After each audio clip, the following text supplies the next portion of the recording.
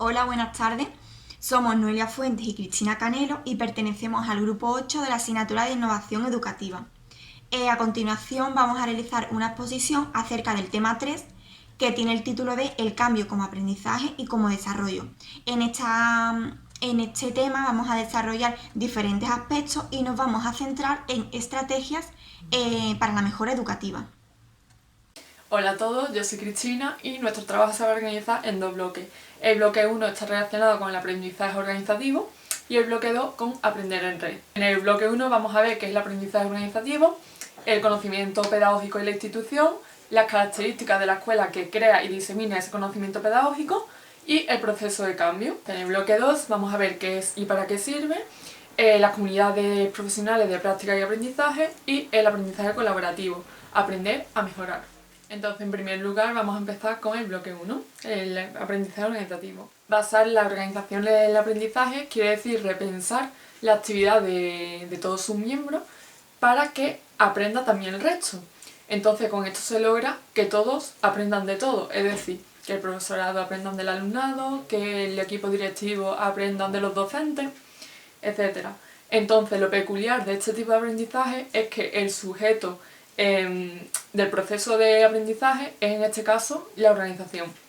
Debemos tener en cuenta que las organizaciones educativas necesitan una estrategia educativa para poder responder a las exigencias de la sociedad. Entonces, de hecho, se encarga un poco el aprendizaje organizativo y el enfoque institucional que vamos a ver en este punto, ya que hace frente a los nuevos desafíos y además proporciona herramientas necesarias y procesos para generar el nuevo conocimiento. Además, así se incrementa el rendimiento de los trabajadores y de la organización. También se ha comprobado que una perspectiva individual no logra resultados en la organización, por lo que debe ser una perspectiva colectiva, ¿vale?, que pretende entender la organización en la que se va a realizar la innovación. Y para ello se debe analizar las características de dicha organización. Por lo tanto, el enfoque en el que se centra la escuela es el enfoque institucional, que va relacionada con los procesos de cambio y además se trata de una cuestión fundamental en la cuestión organizativa. Además, sus componentes fijan la atención en la realidad en la que están sometidos y trata a los agentes de cambio como principales promotores del aprendizaje. Para este enfoque institucional se necesita desarrollar el conocimiento organizativo. Entonces, ¿qué entendemos por conocimiento organizativo? Bueno, pues es un conocimiento común, es decir, es una manera de ver las cosas compartidas, creando así una cultura institucional. Además, no es un proceso mental, sino un proceso social, ya que se genera por una nueva visión de ver y de hacer las cosas. Además, va creando una forma, como he dicho, de hacer, de ver y de relacionar las cosas, y también es un conocimiento tácito, es decir, no está implícito en ningún manual, sino que para entenderlo debemos recurrir a prácticas educativas. A continuación voy a explicar aspectos que favorecen al aprendizaje organizativo del que hemos estado hablando. En primer lugar, el aprendizaje organizativo es la suma de cambios internos y cambios externos, por lo que deben darse estos dos tipos de cambios. Además, el proceso de innovación forma parte del contexto de cada cultura, siendo esta, entonces, un rasgo de identificación. También es importante que los directivos estén perceptibles al proceso de cambio y se debe de elaborar un proyecto con unos objetivos bien definidos y para ello se usa la estrategia de planificación y detrás de esta debe de haber un proceso de investigación. Además, esto es muy importante, la implicación de todos, ¿vale? Todos deben estar implicados en el cambio para que este se dé, si no, de manera individual no se puede. Y es muy recomendable empezar por pequeños cambios. También, por último, debe de darse un impacto sobre los procesos formativos. Como hace referencia a nuestro profesor Julián López, las características de la escuela que crea y disemina el conocimiento pedagógico son las siguientes.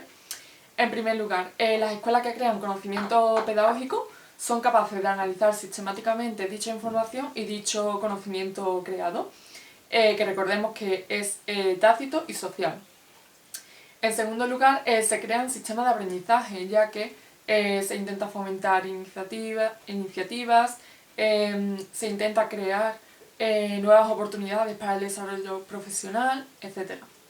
Además, este conocimiento, para que no quede así en el aire, pues se valida, es decir, se codifica.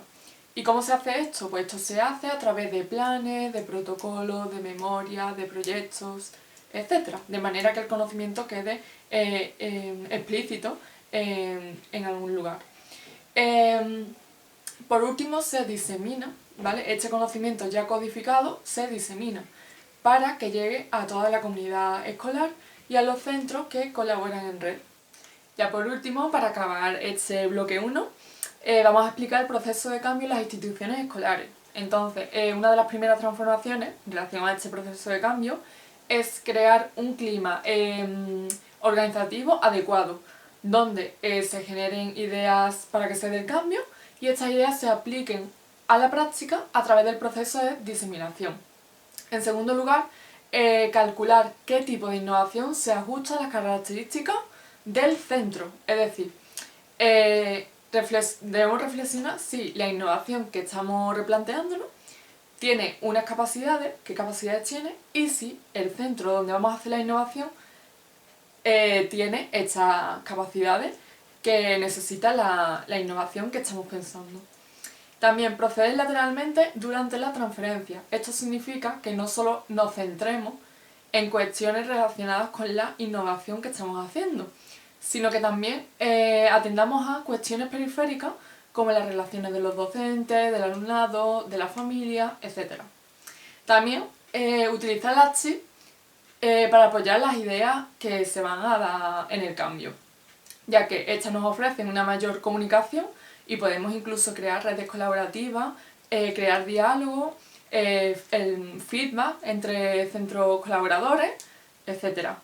Y por último, crear sistemas de aprendizaje, que esto hará una cultura de la innovación más abierta. Y después de esto os doy paso a mi compañera que va a explicar el bloque 2. Pues bien, para empezar con el segundo bloque, vamos a ver el término de red social y vamos a ver qué es y para qué sirve. Pues bien, este concepto hace referencia a estructuras flexibles, multifocales e inteligentes. Dicho de otra manera, una red social es un conjunto de nodos, o en nuestro caso un conjunto de individuos, que entre ellos se crean una serie de vínculos o relaciones. Pues bien, en estas redes sociales, como se establecen una serie de vínculos, se hace posible que exista un flujo o un intercambio de conocimientos o prácticas o experiencias. Entonces, en educación, estos conjuntos de individuos podría ser, como podemos ver en la diapositiva, un claustro, sindicatos, movimientos de renovación pedagógica, el propio centro o el profesorado. Entonces, cada una de estas redes son algo más que una red. La inspección o el profesorado son cuerpos de distintas dimensiones y entre ellos existe una cohesión. El centro, una institución, el claustro, un órgano y los sindicatos y el movimiento de renovación pedagógica serían asociaciones. Una vez que hemos definido el término de red social, cabe resaltar la importancia o el papel que adquieren las TIC, que son las tecnologías de la información y del conocimiento, en la sociedad. Ante un panorama social en el que se ha llevado a cabo una revolución digital, tanto de la web como de diversos tipos de redes sociales y de comunidades virtuales, cada vez más este recurso es utilizado por las personas para estar al día o informados de cualquier tema o temática. Entonces, como bien podemos ver en la diapositiva, el entorno ha cambiado radicalmente, es decir, la sociedad está en continuo cambio y ante este cambio las redes sociales se han convertido en una herramienta que permite un aprendizaje colaborativo en el que se involucran varios espacios y gracias a este aprendizaje colaborativo se fomenta la cooperación. Entonces, Para llevar a cabo este cambio se necesitan dos requisitos. El primero de ellos es un cambio en los papeles tanto del profesorado como del alumnado, más otro cambio en la adaptación de estrategias de enseñanza y aprendizaje que incluyan estas herramientas, como por ejemplo la web 2.0. Entonces, gracias a estos dos cambios se lleva a cabo una mejora e innovación educativa. Esta innovación educativa es uno de los retos de la educación actual y consiste en reconstruir o adaptar el espacio educativo a una sociedad en la que está sujeta a, como he dicho antes, a numerosos cambios. Pues bien, relacionado con el aprendizaje en red, cabe resaltar también el fenómeno que se origina, que es el conocido como comunidades profesionales de práctica y de aprendizaje. Entonces, en primer lugar, ¿qué es una comunidad de práctica? Pues una comunidad de práctica es un grupo o autoorganización de personas o individuos que están unidos por una práctica común. Estas personas, en consecuencia, pues aprenden de esta temática o este tema. Entonces, como punto clave de estas comunidades de práctica, como bien pone en la diapositiva, es que se desarrollan en torno a un tema que para los individuos o para estos miembros de estos grupos es interesante. Vamos a ver de qué manera contribuyen estas TICs a las comunidades de práctica. Pues bien, en el año 2011 el autor Brodmann se planteó una pregunta y era que qué aportan estas tecnologías o estas TICs en las comunidades de práctica. Él llegó a la conclusión de que había dos ideas. La primera era que estas TICs unen a personas que están geográficamente distantes, con lo cual contribuyen a reducir la restricción de proximidad geográfica. Y como segunda idea, resalta que estas herramientas permiten a cualquier persona participar en cualquier momento. Es decir, aportan una flexibilidad o libertad en la organización del tiempo. En conclusión, podemos decir que la contribución de estas tecnologías de la información y el conocimiento permiten la existencia o la creación de comunidades prácticas en las que participan muchísimas personas y que éstas están al mismo tiempo distribuidas en un territorio muy extenso. Por ello podemos decir, tal y como se resalta en la diapositiva, que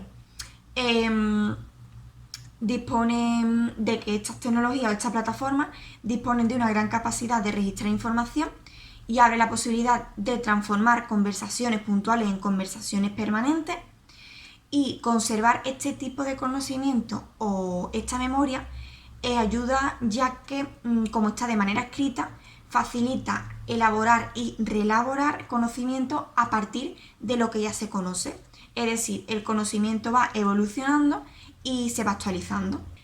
Bien, en el siguiente apartado nos vamos a plantear una pregunta, que es la que se puede ver en la diapositiva, que es cómo construir una mejora. Y a partir de la cual se crean unas redes inter o intraorganizativas.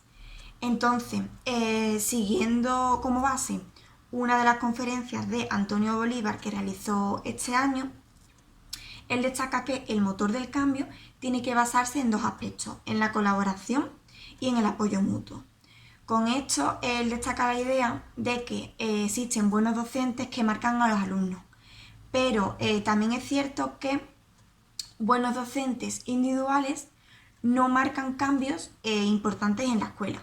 Con esto llega a la conclusión de que los verdaderos cambios en la escuela surgen gracias al intercambio de buenas prácticas educativas entre profesionales unos y otros. Gracias a este intercambio también se mejora y se extiende lo que conocemos como el capital profesional de la escuela y por tanto se considera una buena escuela aquella escuela en la que los alumnos y alumnas consiguen un alto rendimiento y con ello unos buenos resultados académicos. Él destaca dos tipos de colaboraciones. El primero es colaboración interna y colaboración entre escuelas o colaboración externa. Entonces, la primera, que es colaboración interna, los cambios se realizan dentro de la propia escuela. Es decir, los mismos miembros que conforman una escuela reflexionan, intercambian conocimientos y con estos conocimientos y nuevas ideas pues son los cuales ayudan a la escuela a mejorar.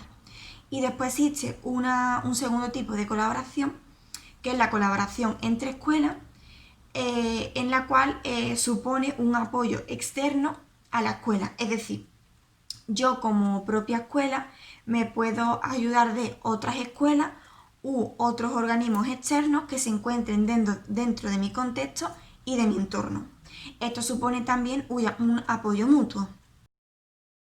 Bien, pues siguiendo con las ideas que destaca Antonio Bolívar en su conferencia, nos vamos a centrar en la idea en la que dice que para que se lleve a cabo una mejora en la educación es necesario cambiar de una organización burocrática a una organización de aprendizaje. Esto supone 3 puntos clave, los cuales son: el primero es considerar a la escuela como una tarea colectiva en la cual entre los miembros que la conforman se reflexionen, se discutan o se analicen los objetivos que se pretendan conseguir. En segundo lugar, cabe también la idea de que en las propias escuelas se reconstruyan las estructuras y relaciones para que se conviertan en comunidades de aprendizaje. Esto requiere que esta tarea se vea, como hemos dicho anteriormente, como una tarea colectiva y no individual. Y en tercer lugar, la tercera idea es formar una cultura de aprendizaje en la que, como ya hemos comentado antes, los profesionales o educadores puedan compartir diversos conocimientos, ideas o experiencias para que se lleven a cabo buenas prácticas educativas o una mejora en metodologías. Con esto debemos de considerar, es importante considerar las comunidades de aprendizaje como innovaciones organizativas poderosas para el desarrollo profesional y como una estrategia potente para realizar un cambio dentro de la educación. Bien, pues siguiendo la idea que propone Antonio Bolívar de hacer un cambio en la concepción pasando de una organización burocrática a una organización para el aprendizaje, pone el foco de atención ante esta mejora en 2 figuras.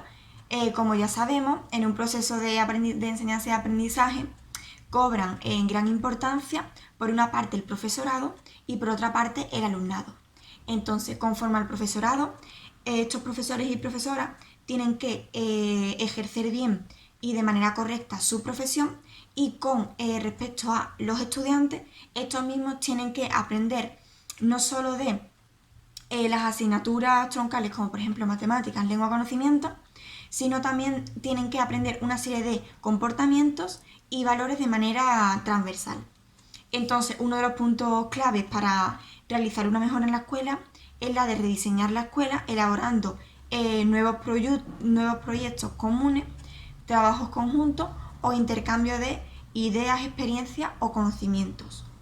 De esta manera, pues, como ya hemos dicho en diapositivas anteriores, se aumenta el capital de la escuela. Esto también conlleva un desarrollo en el liderazgo de la figura del director y también contar con un apoyo externo, ya sea bien mediante asesores o bien supervisores.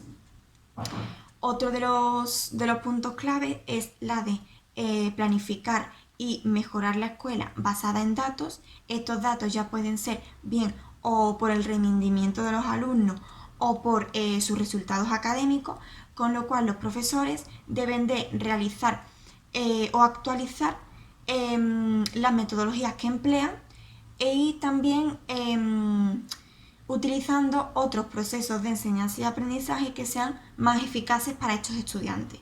Con lo cual, con estos cambios, estos estudiantes mejoran su nivel académico y su rendimiento y por lo tanto la escuela mejoraría. ¿Cómo hacer para que la escuela incremente o aumente la capacidad de aprendizaje? Entonces, en la misma conferencia de Antonio Bolívar, que es un catedrático, expone que para que esto se lleve a cabo, las escuelas deben de mejorar y evolucionar. Entonces, en el siguiente esquema hemos detallado algunos de los aspectos relevantes que él destaca en la conferencia.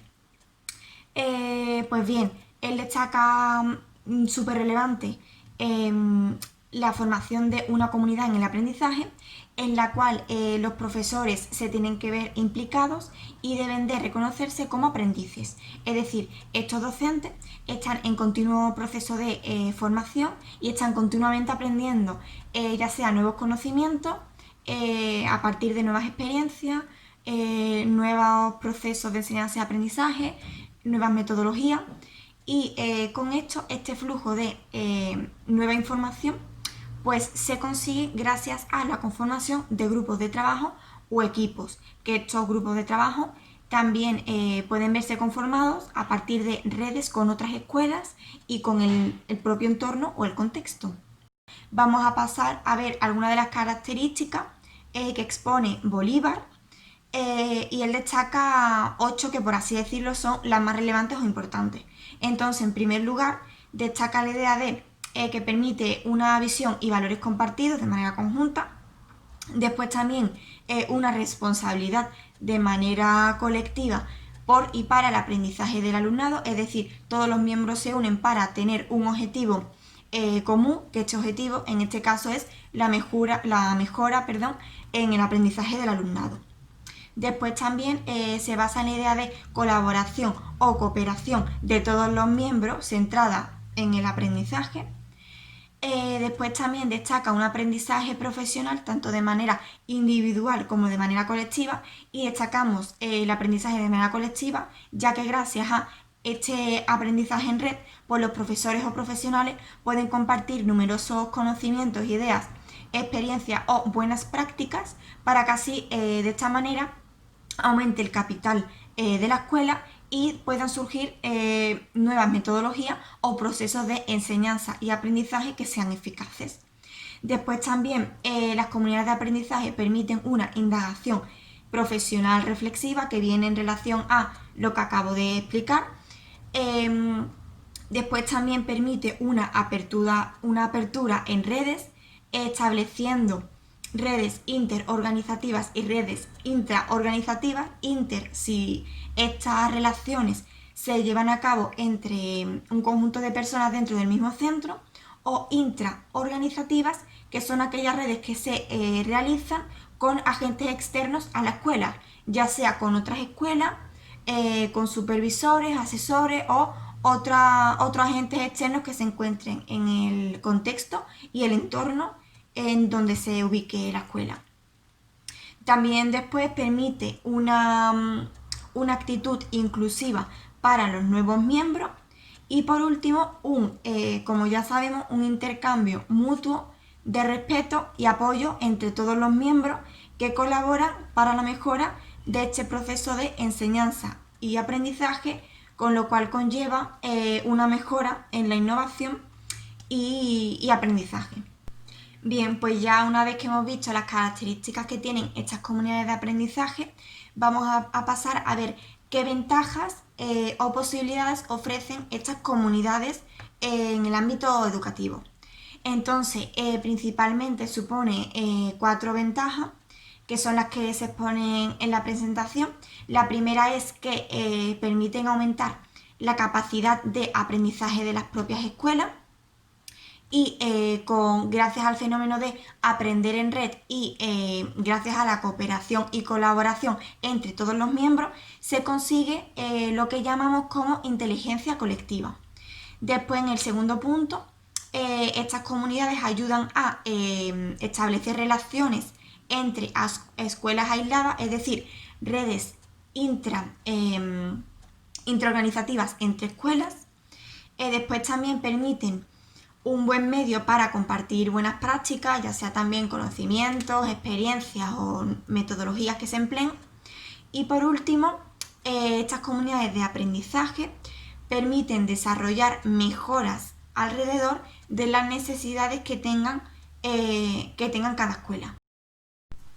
Por último, como último punto, resaltar los principios que tienen estas comunidades profesionales de aprendizaje. Y el autor Dufour en el 2004 resaltó que la mejora a través de las comunidades profesionales de aprendizaje solo es posible si la figura del profesor colabora centrándose en el trabajo que realizan para mejorar la enseñanza y el aprendizaje. Con lo cual, esto supone que entrar en la práctica del aula y buscar activamente qué aspectos hay que cambiar en la práctica docente para que los procesos de enseñanza y aprendizaje mejoren. Entonces, se proponen 3 principios fundamentales. El primero de ellos es asegurar que todos los alumnos y alumnos aprenden, es decir, no pueden aprender nada más un grupo dentro de una clase, sino que tienen que aprender todos. Y para ello hay que pasar de la enseñanza a un aprendizaje, es decir, no es lo mismo enseñar que aprender. Yo puedo enseñar, pero al estar enseñando, los niños no están aprendiendo, con lo cual hay que pasar de la enseñanza al aprendizaje. Después, en segundo lugar, hay que crear una cultura de colaboración en la cual una comunidad práctica de aprendizaje requiere trabajar juntos para lograr un propósito u objetivo común, en este caso es la mejora educativa. Y después, por último, también es necesario establecer un enfoque en los resultados, es decir, esta comunidad profesional de aprendizaje tiene el propósito colectivo de incrementar los aprendizajes, ya bien sea por los resultados y el rendimiento de estos alumnos, con lo cual estas comunidades funcionan como un trabajo conjunto para la mejora de todos los logros del alumnado. Todos los alumnos y alumnas entendemos en su totalidad. Para finalizar nuestro trabajo presentado, nos gustaría resaltar los aspectos más relevantes que hemos ido contando, ya que consideramos que hay mucho contenido y bueno, para que tengáis un poco las ideas más claras, nos gustaría hacer como una pequeña síntesis. En primer lugar, somos conscientes de que vivimos en una sociedad cambiante, donde se exigen cambios y estos cambios también repercuten en la educación.